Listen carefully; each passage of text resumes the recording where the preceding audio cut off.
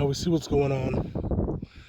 The Zio Cook bunker bitch was no different than Jim Crow Joe.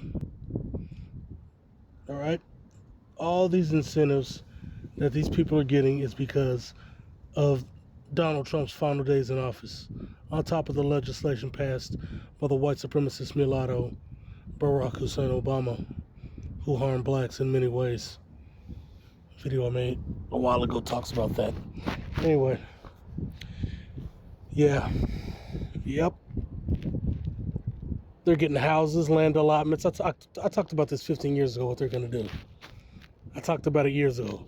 Land allotments, tax abatements, all kind of loans with deferred payments so that by the time it comes around that you need to pay up, you'll already have a deep equity and tons of money to get it out of the way. They want to build these people up. This is the Brown Homestead Act to help the Browns get it going down. And so instead of the $150K loan that Newsom reluctantly vetoed, there's still grants that they're going to give to church organizations, usually Aryan and brown churches, against the blacks.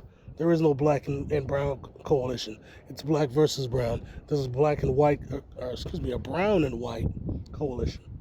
So let's talk about the white and brown coalition. The white and brown coalition is real. The white and brown coalition works together in the prisons. The white and brown coalition works together in the streets. Whites and browns live in the same neighborhoods.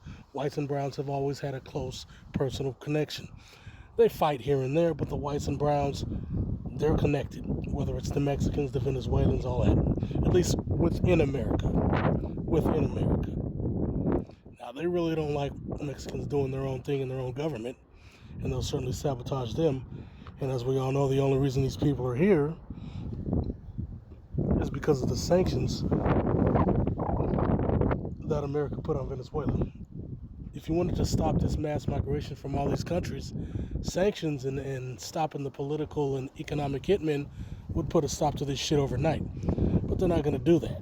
Why? Because it kills a bunch of birds with one stone. It gets America the resources of these nations to ensure the power of the Aryan race, and it gets you blacks economically destroyed, which is something that they've always wanted to do without looking like the bad guy.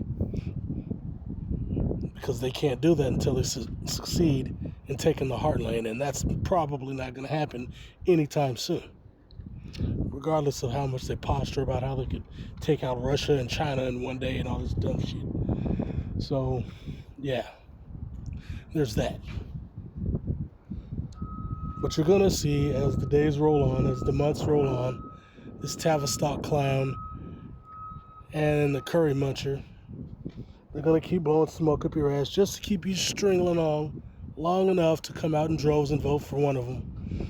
And then they're going to get in there and do a 180. Now, I don't know who's going to win this election, but I do know that both of them are against your black asses. And you guys can keep playing this game of votes and crying and marching and singing and dancing and all that idiotic shit, but it's not going to get you anywhere. It never has. It never will. You will not benefit from this. Your vote does not matter, and they're going to strangle you economically and ultimately politically using their ally, the Browns. And they've made this abundantly clear.